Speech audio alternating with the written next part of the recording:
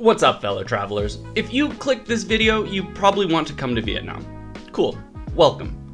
Maybe you're already here. Also cool. Maybe you've thought about learning some common Vietnamese words to help make your travels here easier. Even better, you've already outpaced most tourists and even some longer-term migrants. Perhaps you've looked up some simple terms online. Neat. In your search, you may have come across someone telling you that pronouns have incredible cultural significance in Vietnamese. So gather up the woke mob, let me get my board up here, and let's have class. This is our introduction to Vietnamese pronouns.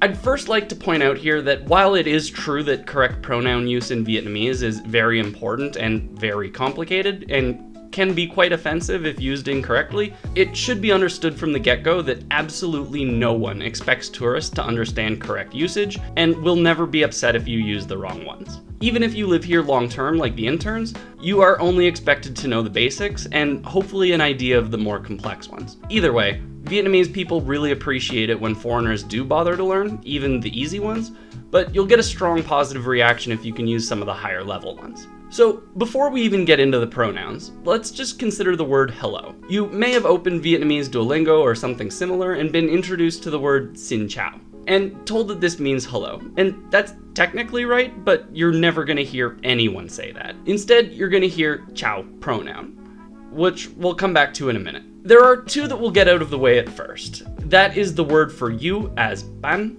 and I as toy.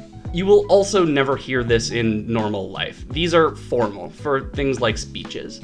Instead, when you want to say you in a sentence to someone, you use the corresponding pronoun as defined by both the gender and the age of the person in relation to yourself.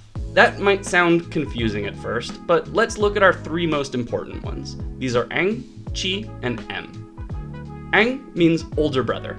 Chi is older sister, and em is younger sibling. Vietnamese is very family-centric all the way through the language.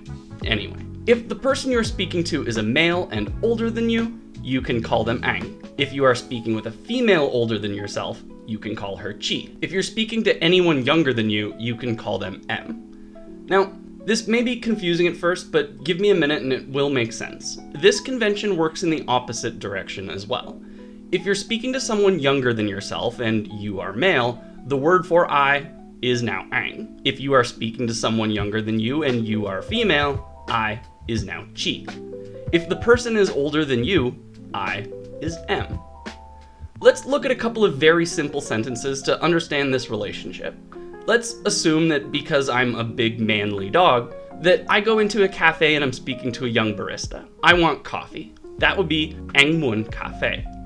I want coffee. Because in this relationship between the barista and I am the older brother. If I was a strong, independent woman dog, this would change to chi muốn cà phê. Easy, right? Both you and I are simply replaced by anh, chi, or em, older brother, older sister, or younger sibling, depending who you're talking to. If you are unsure of their age or they're very close to your own age, anh and chi are just generally more respectable. Now, if you can get these three simple pronouns down, you're fine. Go explore, make some friends. However, let's look at a few more, because people really love when non-Vietnamese speakers can use these ones right. Let's look at cô and bác.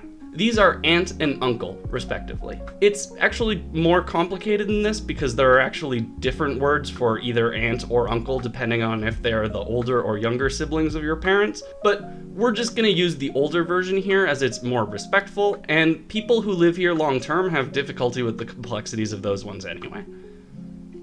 So, if you're speaking with an older woman about the age of your mother or aunties, you can call her cô.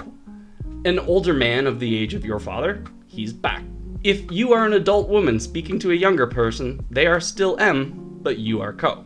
The same if you are an adult male to speaking a person a generation younger than you are bác. Now, let's look at the final two, which will score you the most cred. These are ba and ông. The hat above the O just means it's pronounced as O, not ah, that's it. Anyway, ba is grandma and ông is grandpa. So when speaking to the elderly, always ông and ba.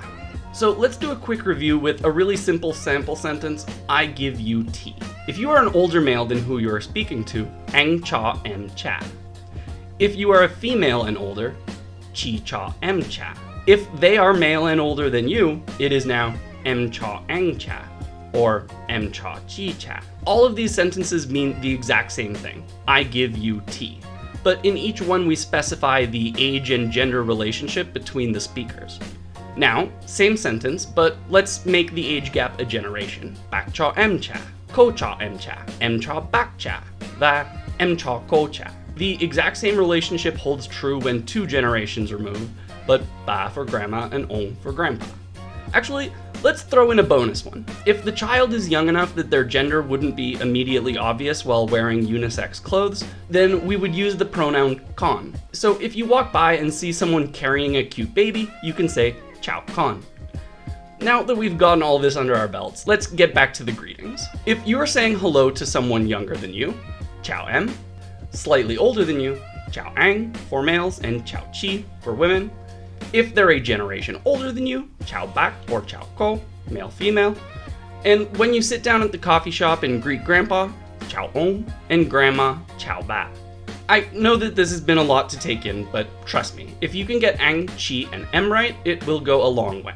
If you can use the other ones in correct situations, people really appreciate it. Vietnamese people are perfectly aware of how confusing their pronoun system is, so a little effort to use it correctly can earn you a lot of points with your hosts. Well, that's it from us for this week. Click that like button, pause, subscribe, and as I'm speaking to the formal plural you out there in the audience, and chow is used in both greetings and farewell wishes, chow kak ban.